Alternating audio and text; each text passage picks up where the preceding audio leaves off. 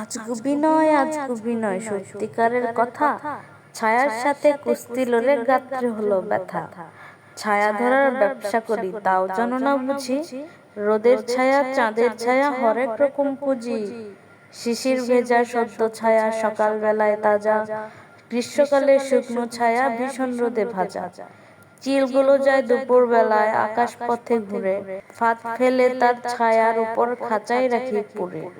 কাকের ছায়া, বকের ছায়া কত ঘেটে, হালকা মেঘের পানসে ছায়া তাও দেখেছি চেটে।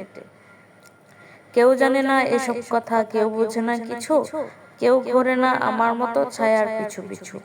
তোমরা ভাবো গাছের ছায়া অমনি লুটাই ভুঁয়ে, অমনি শুধু ঘুমায় বুঝি শান্ত মতো শুয়ে।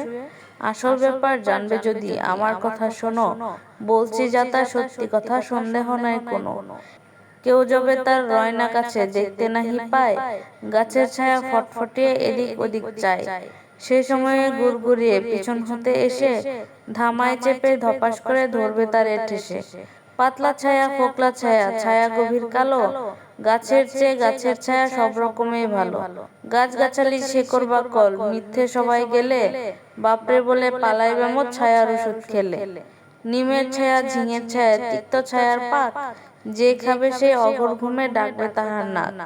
চাঁদের আলোয় পেঁপের ছায়া ধরতে যদি পারো, শুকলে পরে সর্দি কাশি থাকবে না আর কারো।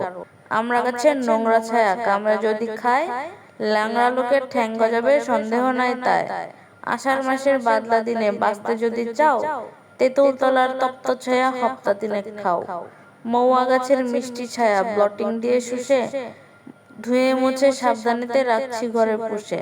পাক্কা নতুন টাটকা ওষুধ একেবারে দিশি, করেছি সস্তা বড় 14 আনা শিশি। ছায়াবাজি, সুকুমার রায়।